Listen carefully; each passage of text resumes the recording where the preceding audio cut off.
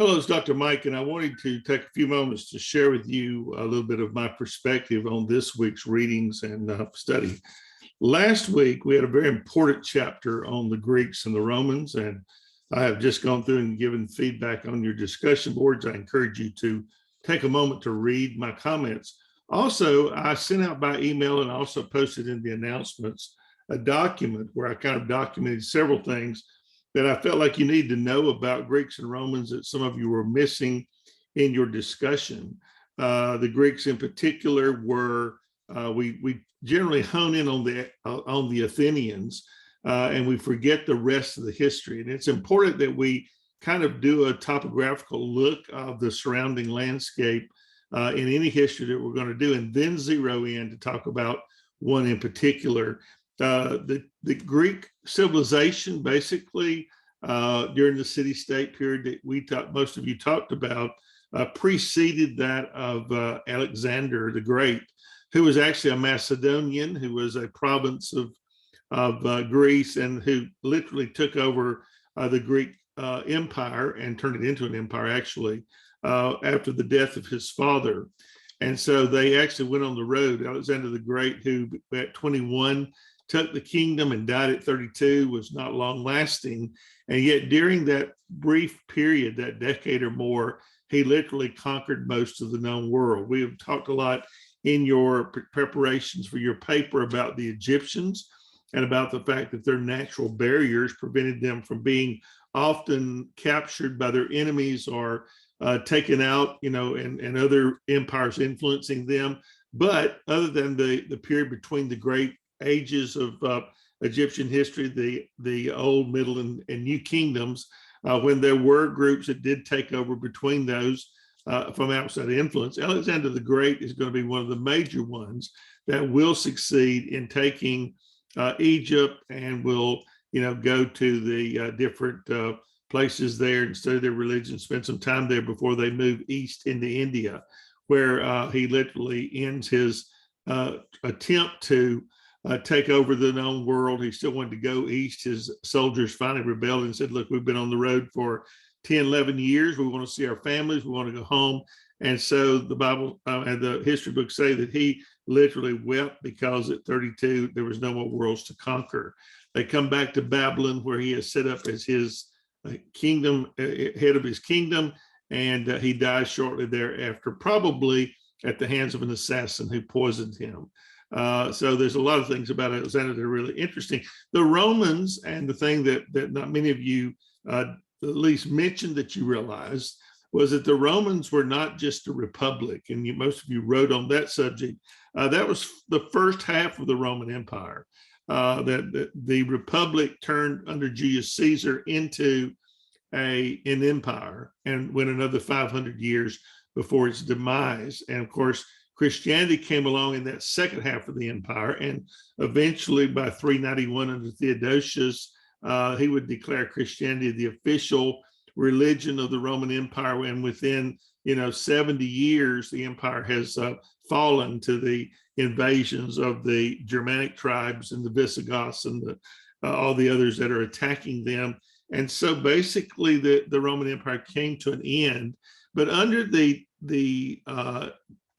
dictatorship of the Caesars, it was a very different place, not so much concerned with rights of the republic. And if you remember, one of my favorite movies is Gladiator. There's a lot of great things in that movie that I like to talk about. One is the opening scene where you get to see the technology of the Roman army as it is fighting the Germanic tribes. That's one thing.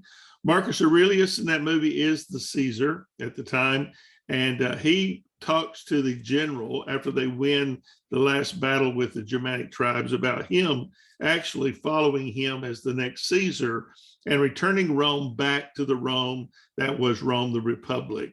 And of course, if you remember the movie, his son literally extinguishes his father, takes over the throne, and goes on, of course, in a different direction, and Rome ends up coming to an end. So those are interesting things. Those are part of the groundwork that you do when you're studying history. So we moved this week in the fifth module into a post probably 800 time frame from there to 1200, realized that from 476 when Rome falls, and of course that is the Western Rome, Eastern Rome, they have split the empire into two to make it more manageable at that point in time. And the Eastern Empire is located at Constantinople. It has its own ruler, and the Western Empire, of course, has its own Caesar, and they're located at Rome. Rome falls, the Constantinople goes forward. One of my pet thoughts or things that I think about a great deal, and that is that the Roman Empire never really changed. In both instances, it changed into a religious empire in the Roman Catholic Church in the West. The Pope carries one of the titles of the Roman Caesars, and there's a lot of things that they have their own army, their own country, their own diplomatic corps. So the Roman Catholic Church in reality is a country, and it's separate from Italy, makes its own decisions. I really think that's what happened more than the fact that Rome completely fell. It has changed into a religious entity and moved forward. But from 476 to about by the time we get to 600 and 700, literacy has gone to nothing, and nobody's reading, not even priests are reading. You have the Venerable Bede in 700s, who is on the very distant border of Rome in England, what is now England, and he's writing some. There's not a lot of people writing, but in 800 you have Charlemagne, who comes along and is crowned the king of the Holy Roman Empire. He is a Frank, and the Frankish Empire becomes the major power structure for the next several years. In 800, Charlemagne will start the Carolingian revival, and he will require priests to learn to read, and they'll begin to turn back toward literacy again. It's going to take about 400 years for that to happen. When we get to the Renaissance in the 1200s, reading is becoming important again. The other thing that this section talks about is the travel and trade and the interchange of ideas and technologies, which will happen. From about 400 till about 800 or 900, Rome is, or what was the territory of Rome, still incurs these attacks from outside sources that are giving them, a difficult time of survival. And what the other thing will happen, not only does literacy end, but you'll also find that people move away from living in towns. Towns are where the wealth is. Towns are where the banks are. Towns are where the churches are that have golden instruments in their worship. And so it's not a very good place to be when you've got these marauders like the Visigoths and the Vandals and the Huns and the Saxons and the Vikings and all these people that are hunting for plunder. And so many people move back to the farm, and you have these manors that set up. You probably remember that part of history. And on that manor, you'll do the same job you're born into. There's no aspects of, any future to that. There are no towns to go to. You probably will live and die on the manor without ever leaving it. There's no Walmart. There's no CVS. There's no place to go. The church, they have a church there. They have a priest there to pray for you. They have a master there to protect you. They have knights there to protect you. And all you do is farm or shovel cow manure, or whatever it is that your job is. That's going to go on for several years until they have conquered. They've taken everything there is to take. And so you're going to see towns and cities once again begin to revive about 900 or 1000. Those actually start with trading fairs at the confluence of various rivers. They will set up a flea market, or what we would call a flea market, and would begin to sell their wares there. And those are where cities are going to redevelop, near rivers, where travel can happen and where there's water. Of course, we have talked about the importance of water all the way through this course, for washing, ceremonial washings, for clothes, for food, for everything. It's vitally important. And so these bazaars, if you will be protected by the knights, and so they can operate. You're going to find banking develop about 1000, 1100. There's going to be, you can't carry, if you've ever worked in the flea market, I have, at the end of the day, you've got a $1,001 bills that you got to carry around with you. And that's so bulky and so easy for someone to steal. Same thing true with these bazaars that have all this money. And so whoever the protecting Lord was. That money you could store it in his castle. He would give you a bill of rent that you had this much on deposit with him. And then you could take that almost like a checkbook to the next place, and you had money to operate with. So banking will develop during those years. So there's a change of ideas there, exchange of technologies, whatever. That's going to grow and it's going to enlarge. The thing that will make that more widespread will be the warfares, and in particular, the Crusades that start in about 1000 to 1100. The Roman ruler and the head of the Eastern Orthodox Church, which is the Eastern version of the Catholic Church, sends a message to the Pope in Rome and says, we're under attack by the infidels and the Muslims. Could you send us some help? So the Pope at Rome, being the nice guy that he was, decides this may be a way to get the kingdom and put it back together. And so he calls on these people to go in a holy crusade or a pilgrimage, and he stuffs the excuse with a lie. He doesn't mention that it's the ruler in Constantinople that wants the help, but he crouches it in the idea of let's go and take the Holy Land back from these infidel Muslims that have taken all of our holy sites. There are going to be 5 of those crusades. One of them is a children's crusade, which ends in pretty much a disaster. This nutty priest has this vision from God and says that God has told him that if he will call the children to go, that he will give the Holy Land into their hands without a battle. So about 5,000 children. Now you imagine yourself as a parent. You allow your child to go off with some nutty preacher on a camping trip. It's going to be gone for God knows how long, years. And because you think you're going to get some kind of religious favor from that, you allow that to happen. Well, the story ends rather disastrously. They get kidnapped, the children get sold into slavery, and they never come back. But the First Crusade is relatively successful. In all of them, there are certain European rulers that will go along because the Pope promises that they will be absolved of their sins. These men had blood on their hands from warfares and fightings and killings and all these things. And so the church offered them a free get out of jail free card if they would go and fight in this crusade. And so you have Richard the Lion-Hearted, you have, all kind of different rulers from Germany and different places. By the way, if you're a movie watcher and you remember the movie Robin Hood, at the end of that movie, when they're about to be married, suddenly Richard the Lion-Hearted appears. He has on his crusader clothing with his cross on his vest, on his hat.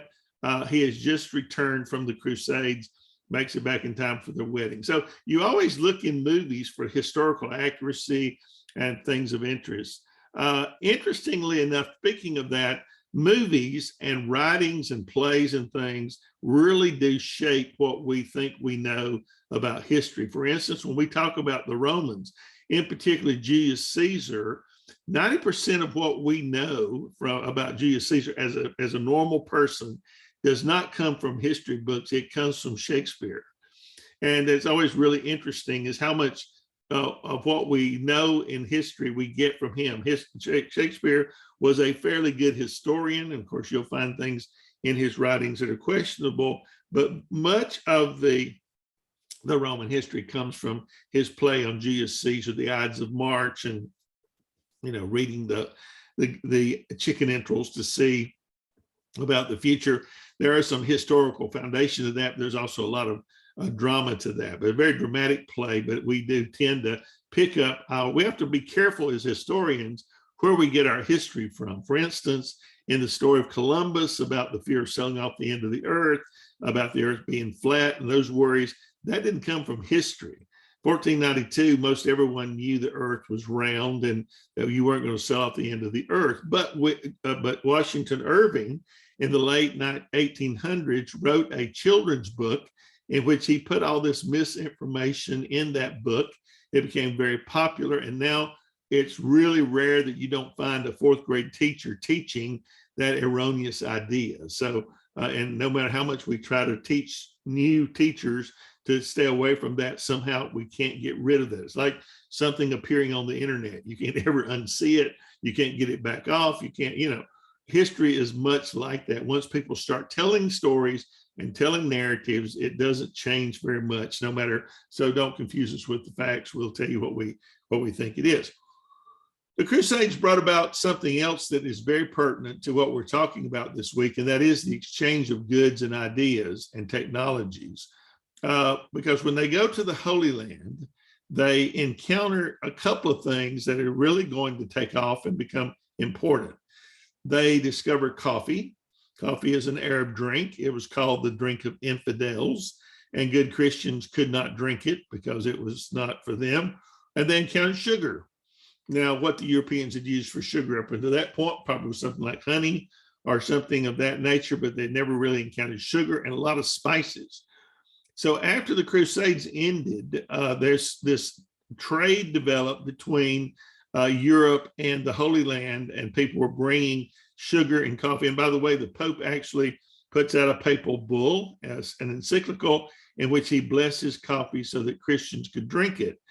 I often say that Starbucks had an untold influence on the history of discovering America, because long before there was a Starbucks, even when the Crusades were around, the Arabs had these coffee shops all over their world where you would go in and have a cup of coffee and sit down and talk to a friend or transact business, very much like Starbucks does today. They didn't have Wi-Fi, of course, but they had whatever was current for the day in which they lived. Those things kind of crept back over into Europe. So places like France are going to be well known for these little coffee shops, or England or whatever. But at any rate, this develops this thriving business that is going to go on until 1200, when Saladin finally retakes the Holy Land, the Muslim leader, or the Turk leader, who is Muslim, and closes the door and says, no more coffee for you. He becomes the coffee Nazi. But we have now all these people addicted to drinking coffee. And so they began these long overland routes back to Constantinople to get their spices. This is where you'll be reading about the Silk Road. This is part of the Silk Road that will go from Constantinople all the way to China. And so, Marco Polo, the other famous figure in the 1100s, literally follows the Silk Road all the way to China and has all these wonderful stories that he brings back of the great wealth and the grandeur of this great empire and how it operates and how the people think. And so you'll get quite a view of that. So basically the overland trade routes, which are long and hard, these people that are going to these flea market type things, they can't afford to go to Constantinople to buy goods for themselves. So they begin to pool their money and form these caravans and send these caravans to bring back goods for them. And so commercialization and the availability of spices and goods are going to once again begin to flow. That will go on until 1455, when the Turks take Constantinople and shut that door. That's only 40 years from Columbus. And remember, Columbus is trying to find a shorter route to the east by sailing west to get these spices. And so in effect, this need for spices and coffee and sugar were one of the driving things that are going to propel the Europeans to start, going and looking. And we'll talk about that when we get there, because there's some really interesting facts about commercialism and how there is this exchange, even from the Americas, how food and people and animals get exchanged. Because when they get to America, the Native Americans don't have any domesticated animals. That is the reason why they don't have immunity and they die from diseases. We get our immunities from living with domesticated animals. It's not an accident that you talk about bird flu or avian flu or swine flu. Those bugs, those diseases transferred to us from animals to humans, but it comes from living around them. And so you're going to see quite an interesting aspect with Native Americans dying from smallpox and other diseases. They're going to wipe out almost a third of the 10 million people that they found living in the Americas. So this transfer of goods becomes huge. They begin to actually make sugar in the Bahamas, which the weather was conducive for. And so the sugar trade is going to begin to build up the New World as an option. So trade is interesting. Technology is interesting. In the year 1000, we discovered two pieces of technology that are going to radically change food production. One is the bit for the horse, and then there's the collar. And up until that point, people plowed their crops with oxen. A yoke of oxen would take 40 acres to turn around at the end. I'm being facetious, but it took a great deal of room. So there were a lot of smaller fields that were not cultivatable because they were too small to get a team of oxen in to plow. Not so with a horse. Horse can be turned on a dime. You have a collar and a bit in the horse's mouth. You can turn that. So it opened up a lot more land for food production. And so you're going to begin to see about 1,000 the food production in Europe to begin to expand. That until the New World begins to send back potatoes, which are not a European food, or tomatoes or squash or beans or corn. The potatoes literally will save the Irish and Northern Germans from famine in the 1700s. And of course, the famine that reaches them again in the 1800s will drive many of the Irish to the Americas to live and to work. So there's a lot to be said about transferring this. The other technology would be the stirrup for the horse, which now made the horse a weapon of war. You could coat a man in armor, put him on the back of a horse. With stirrups, he could guide the horse with a bridle and a bit, and he became literally a tank. So one man, as a knight, could take the place of 50 men on the ground, on their feet with a javelin. And the horses are going to revolutionize technology from that point on, because you're moving away from human muscle to animal muscle. And of course, that will be very much in vogue until we get to the steam engine in the late 1800s, and steam will take over much of that. It will take over by World War I, the last war that we use horses in. And by that time, we're getting into mechanization and cars and all that. So basically, technologies will have a tremendous effect. These are the little hinges that on which some of the great doors of history hang. I say that often. You'll be surprised how small of a hinge some doors have, but how vitally important they are to the advancement of the human race, and especially to the Western culture. Well, I've been fairly lengthy yet, but I had a great number of things that I wanted to talk to you about, and I hope these will prove to be something of interest, and that you will find them driving you to your reading and encouraging you to read and learn, because the more you read, the more you endeavor to read, the more you will learn to enjoy history, like history, find it fascinating, as I do. And I hope some of that will rub off on you. But just think about looking around of the topography of a map. You're wanting to look at Berlin, Germany, say, but then you look at all the other rivers and cities and things around Berlin before you start honing in on that one particular subject. That is kind of the way you need to be doing your paper. We're doing our first rough draft this week. We're doing the body part.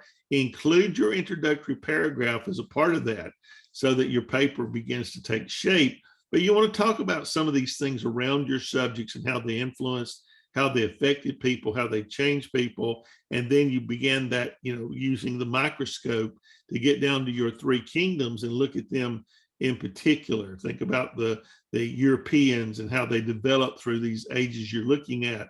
Are the Americas, how were they different? How were they the same? Or China even. Some of you are doing China, which will require a little more work on your part, because you don't have the residual knowledge of these kingdoms, because you've only been taught Western civilization. So you don't have a lot of knowledge of Eastern civilization. So you're going to have to read some. I encourage you, you cannot do this paper without doing research, and good research. Wikipedia, not acceptable. These things are not academic. Be careful of them, because they're for the most part, if it's not an academic writing it, these are the same thing as your textbook, just surface area topography, basically. They're not going to help you with the particulars. They may help you with the general stuff. And usually general stuff you don't need to cite. Pay careful attention this week to the requirement that you need to do at least 2 primary sources and 4 secondary sources.